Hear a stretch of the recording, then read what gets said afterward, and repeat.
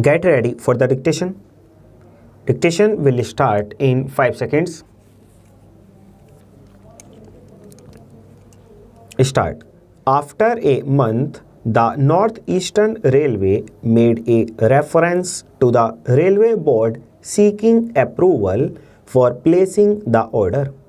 Even though the quotations were to remain open only for a month and a half more, the Railway Board took 5 months to dispose of the case, and the result of it was that the contract for the manufacture of this bogie was awarded at a higher rate because the date had expired.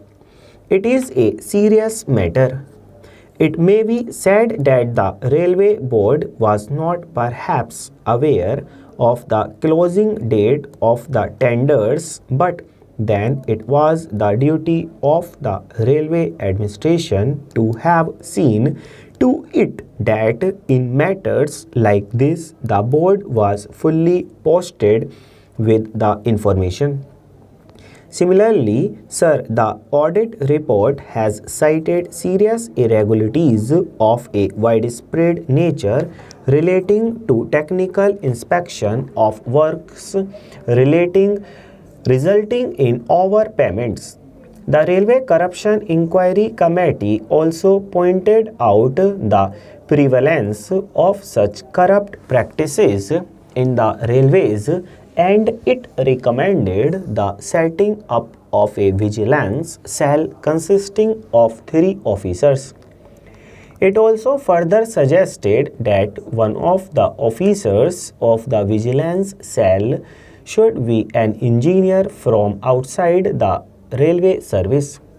Now the vigilance cell has been created, but a non-railway engineer has not been included in it as was recommended by them. And what has been the result? The report of the Public Accounts Committee, which was placed before the House only a week ago, has also quoted 3 examples of such payments. Sir, the Railway Corruption Inquiry Committee very strongly recommended that there should be a vigilance cell consisting of 3 engineers, one of whom should be from outside the railway service. The Railway Board has not accepted this suggestion, with the result that such things have been happening successively. There is a lack of technical check of these various works, and human nature being what it is, all the 3 officers of the vigilance cell being of the railway department, some leniency is being shown, which results in a great loss to the exchequer.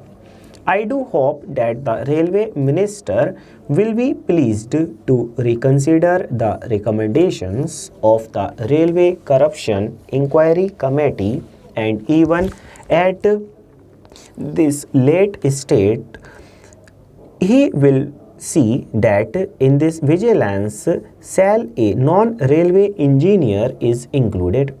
As stated by my honorable friend, I also think that the railway accounts and finances are not as satisfactory as they should be from the facts and figures supplied to us by the Railway Ministry.